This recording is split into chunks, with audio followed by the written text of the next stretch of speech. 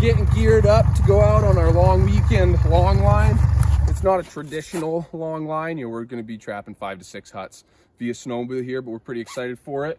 So we're going to show you what we have going with us. Snowshoes just in case, a shovel obviously just in case, and then we have all of our trapping gear here. So toolbox full of tools, a bunch of 330s for different types of under ice sets, 280s if we find some open water for otter. We've got a bag of footholds in here, our bag of bait. We got potatoes, PVC, aspen, and then everything else that goes in our normal trapping bag. We are bringing our hip boots today because we don't know what we're getting into. It's a weird winter where we don't know if we're gonna need the snowshoes or the hip boots on this line here, but we're gonna see, and we'll know better for tomorrow what we need to bring, what we don't need to bring. This is a large permit that we have. I think this particular section is like 3,300 acres of industrial forest lands, and so the foresters are happy that we're out here trying to catch some beavers recreationally, because it's going to help them out, you know, during their harvest seasons. Beavers are always getting after culverts on these winter logging roads. So we're going to bring you along and we'll show you what we're going to do. We just got to our first hut. This is, we think it's going to be deep water, so we're going to bring a bunch of different things. We're going to bring some 330s that are already set up. We've already got wire on them for the Swinging Susan set.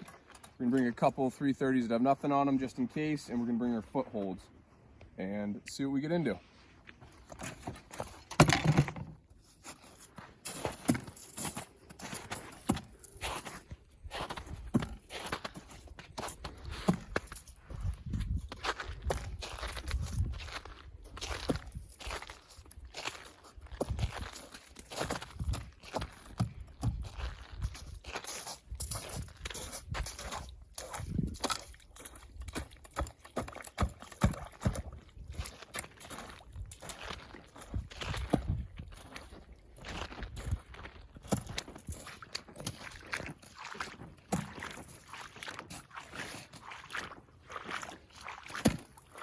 Seem to have some decent ice. This is difficult conditions with the water and everything, but we're gonna make the most of it.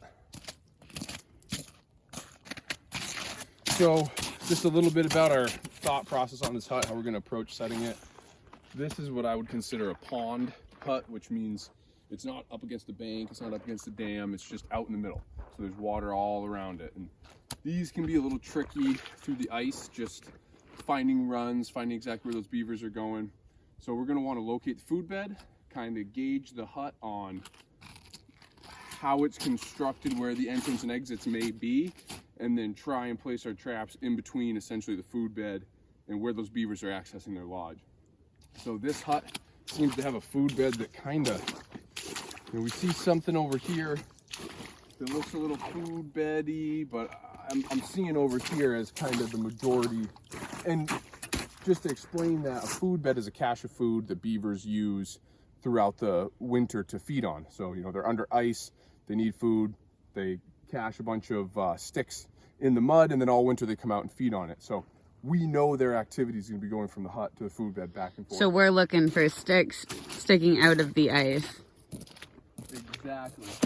And that appears to be over here. This seems to be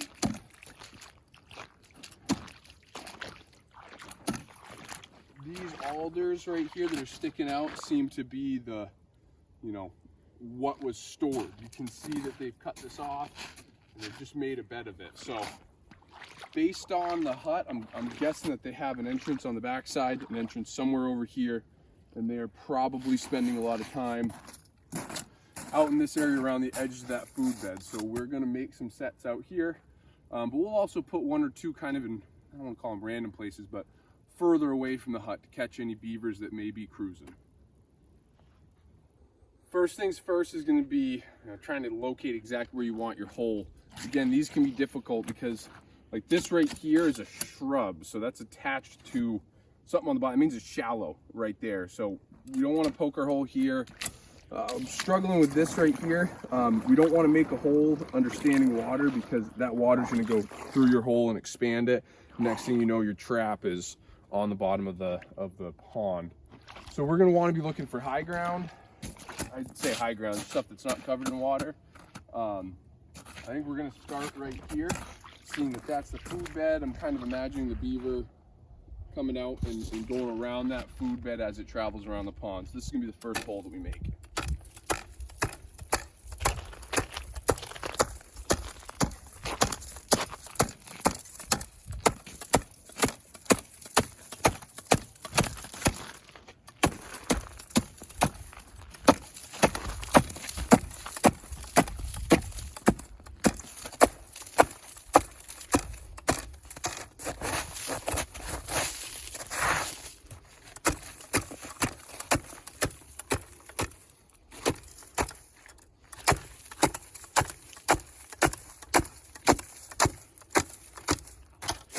Now, does someone need this ice pick, or could they use an axe or an auger or something else? Most trappers through history have done this with an axe. Special technique to it because you don't want to bust through and then be essentially splashing yourself with an axe. You can use an auger. It's an extra thing to carry. We found that this ice chisel, it's got a name. I think it's something locks, but at any rate, this type of design seems to work really well. It's light, it carries good, but like anything, there's a bunch of different pieces of equipment that are going to do this. All right, muddy bottom. Yeah, I don't like this. We're hitting something right there, so there's a bit of a run. Oh, we're on the food bed. So that is that food bed extends underneath, and it's one of the things you want to avoid is, you can't set a trap inside the food bed. You can, but it's disaster when they close. They get caught, and you got sticks in there to attach the ice, so we're gonna move out.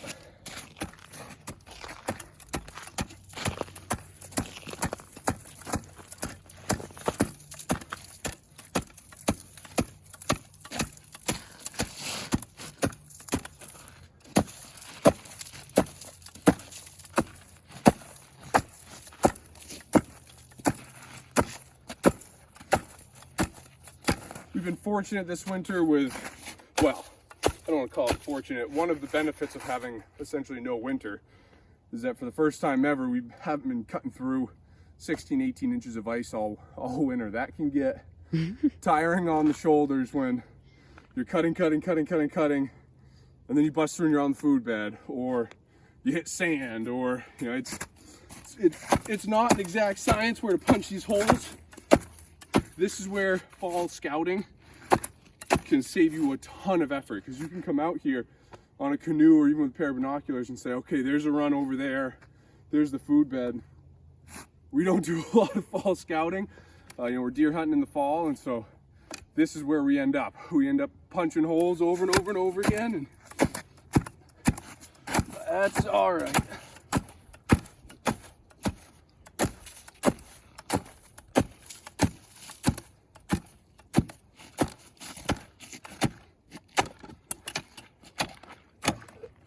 There we go, that feels better. We will open up that hole a bit more.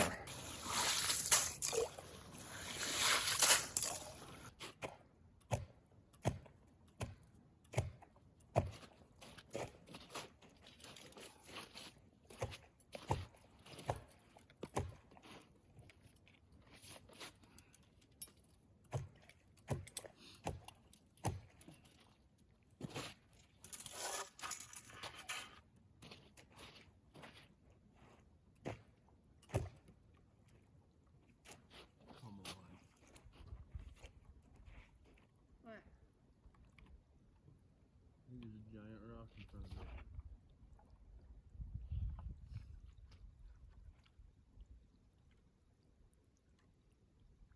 I don't know what the fuck's going on over there, but we will see.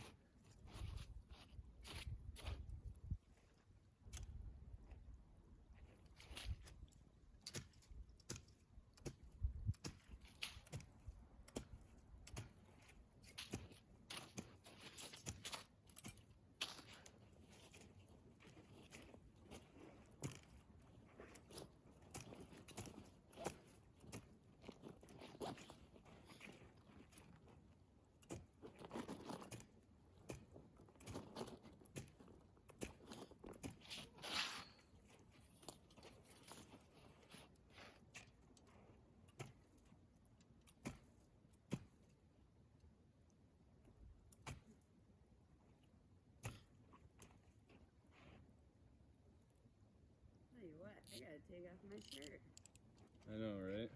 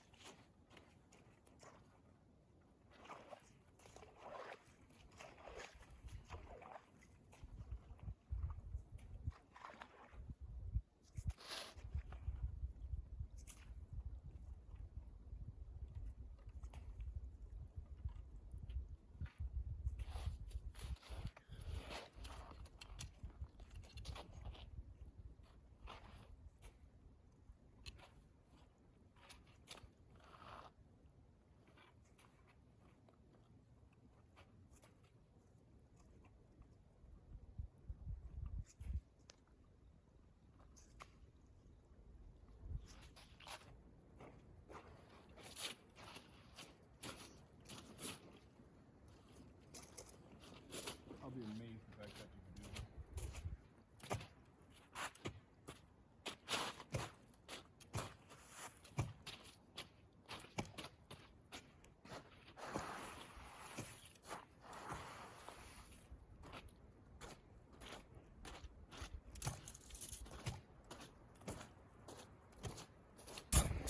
it. Riley just punched this hole behind us. There's, oh, I don't know, 8 inches of ice. There's a bit of ice, but of course there's all this water, and now it's started to rain. It's been a mess. This is a good kind of description of this entire trapping season. So we were gonna put a foothold in here on a drowning set, but we don't quite have the depth that I'd like to see. So instead, we're going to the tried and true, the Lazy Susan. This trap has worked for us more times than I can count. It's a simple setup. We bait the trigger with aspen and then suspend it underneath the water column. I will add that I would not bait the trigger on a Duke or a Victor 330. We're using Belial 330s. They've got a tight trigger. It takes a lot to get that to spring the trigger. Because that, you can get away with actually baiting it. Historically, you didn't want to do that. You want to put it on the jaws. But it's new technology, we can do it.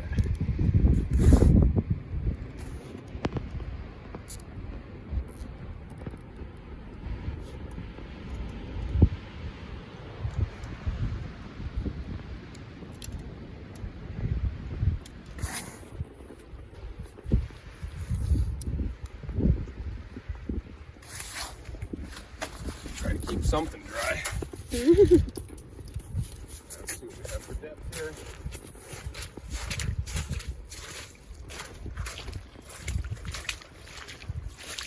Quite a bit of ice.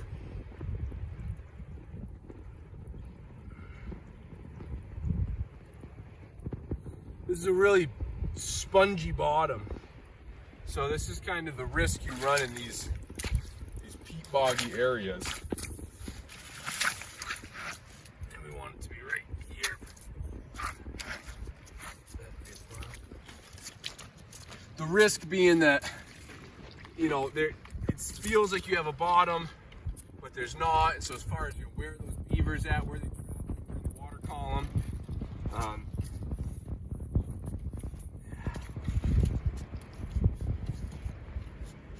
this trap is really just the nature of it. The distance between that peat bottom and the ice is about a 330's width. So this trap, the distance of here is really just the ice. You gonna scuff up the aspen? Yeah, it's the last stage of the process. Key with this, scuffing it enough to get that eye appeal. It's that green that those beavers are looking for. But you don't want to scuff it so much that they think that the food's been eaten already. So just enough to show them. Beavers have really poor eyesight. And so you really need to appeal to them. We'll set this.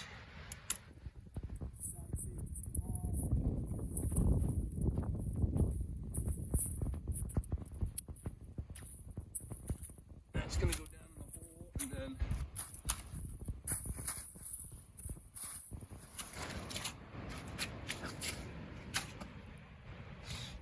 the last thing is gonna be covering this up. It's wet and rainy right now. It's gonna be 0 degrees tonight, so this will freeze in really good. If this was not going to freeze in, we'd tie that off. But this is going to be a sheet of ice. We'll get some good ice tonight. So that's that. Move on to the next.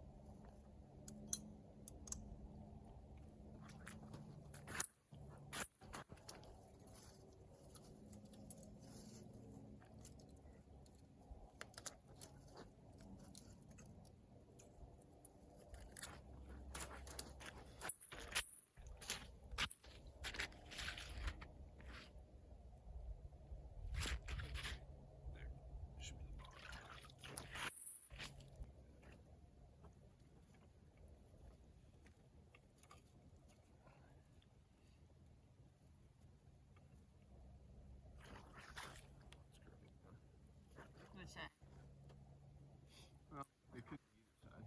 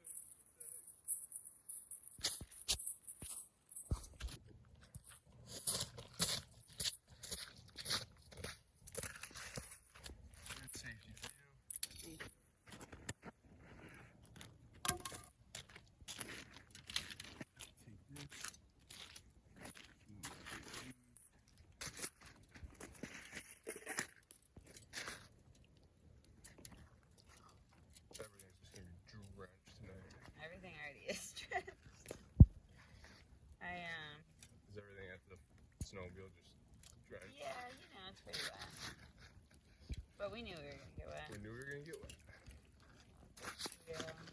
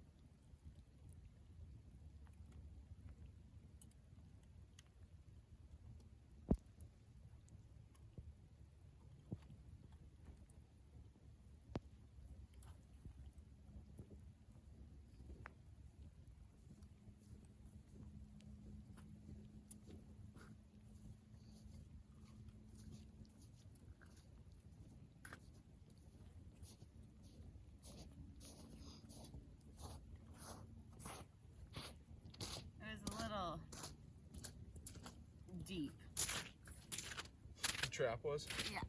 So I just adjusted it. Let's see where we're at now. Perfect. I think so too.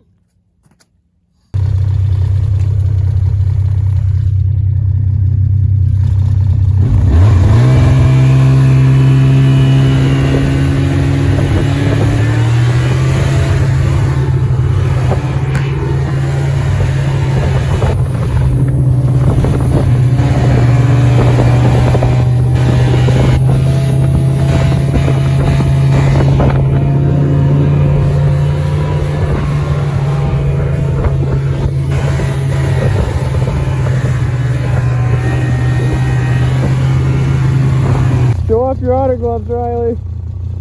Doing what they do best, keeping us warm and dry. We saw a big hut out here from the trail, again on this big permit that we have. Ooh, gotta be careful there. As we're walking out, I can see that there's running water here and that the beavers have been all over it, meaning coming out of the water. So let's go check that out. I'm gonna get up on land.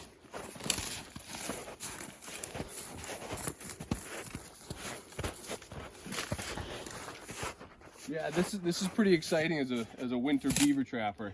You know, we do so much through the ice, but you can see here that the beavers have been coming out and, you know, feeding on fresh sticks. They get locked under ice for so much of the winter that once water opens up, they can't help but come out and try to get some fresh food.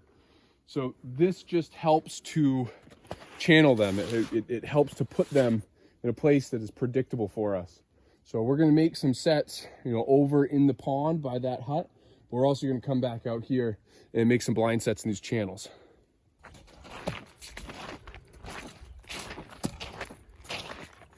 All right, this is hut number 2 for the day. It's more of a wider than tall hut, but it's very fresh. We saw that fresh chewing back there, but let's take a walk around this and we're going to try to kind of discern what's going on here.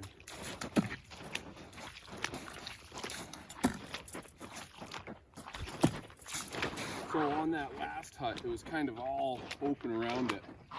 This hut is very banana shaped. There's not a lot of water behind it.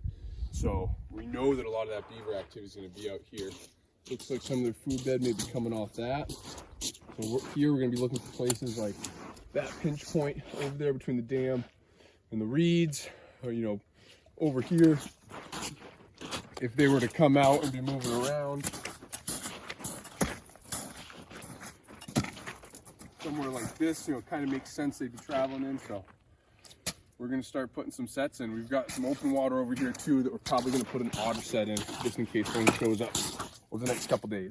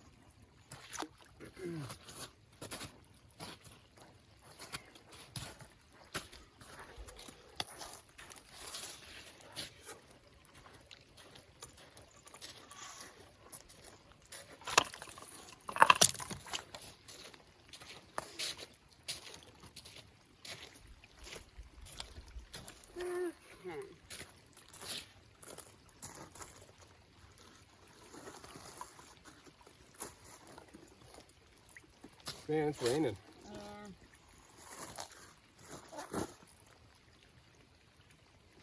Well, that's cool. Yeah, I'm excited about it.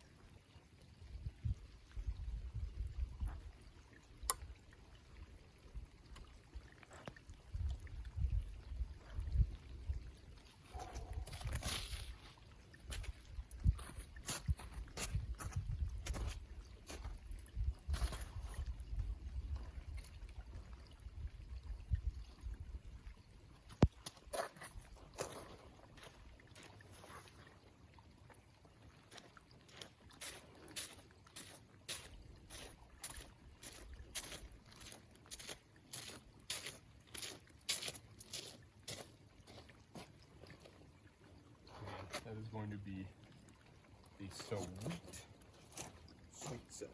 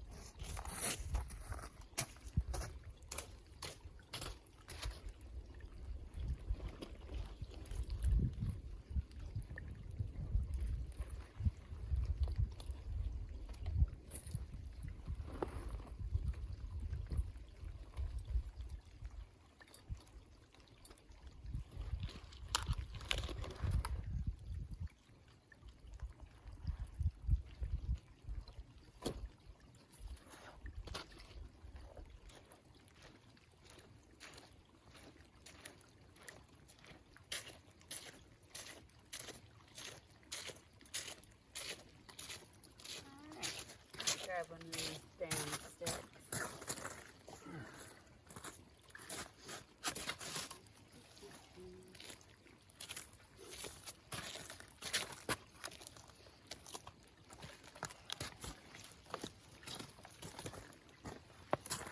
This is just my, oh shit. Just in case you spit.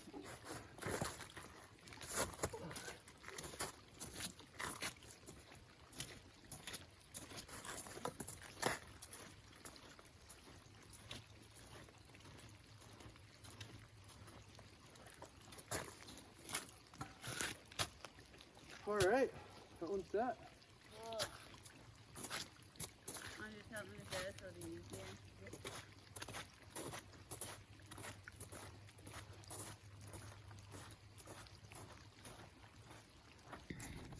So we made 3 sets over by the hut, but it's obvious that the beavers are coming upstream here and they're looking for this open water. You can see where they've been out of the water here. So we're gonna make 2 blind sets in this run, and then we're gonna hang just a little bit of castor on the far side of this flowage so that if they pop their head out tonight, they're gonna think there's another beaver and they're gonna come investigating. And what's castor, just in case people don't know? Castor is the beaver scent marking gland. It's a castoreum is the actual material that's inside the gland, and the beavers use it for marking territory and letting individuals know who's here and who shouldn't be coming here. So you can see this run comes up. This is the original stream that the beavers have dammed up. They're going underneath this log, so I'm going to use that log to my advantage. Of course, we do have hip boots, but they're in the snowmobile, so you know how that goes. We're not going back for them. So we're gonna see how deep this is. Got our safety on. Keep our safety on at all times until it's time to remove it. It's just like firearm safety. You see I take these side safeties off. That's because I have this top safety on. See what that's gonna look like. Oh, it's gonna look good. So now we'll need to collect some sticks to kind of do it all up and make sure that it's secure.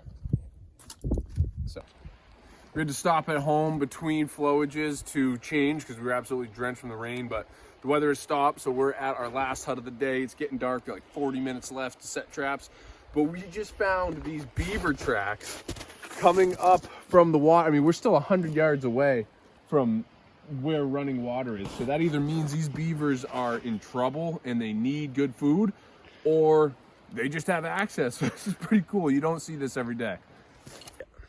So it's getting really late in the day and we don't want to get sloppy, but we just came across a ton of beaver sign. So instead of setting close to the hut, we're going to set far away from the hut, set a single scent mound, and then 1 blind set. So why should we not go right in on top of the hut right now? Well, we don't want to educate the beavers or kind of scare them away. So instead, the adult beavers are going to go looking for food. We saw the tracks coming in. We know the beavers are going far away from the hut. So we're going to set far away now, attract the adult beavers, and then as we come back in the next couple days, we'll set closer to the hut. Well, we're finally back in after a long day, all day of trapping. We got absolutely drenched. It rained just about all day. It was just about freezing, but we set 3 huts plus another, really 3.1 huts, a couple otter traps. We have 13 sets out total, which doesn't seem like a lot, but when you figure in all the logistics that go into it, it's right about on par. So tomorrow we'll be checking traps. We're gonna, we'll run through all those same sets, and we've got a couple more huts that we're hoping to set as well. So we'll bring you along on that as well.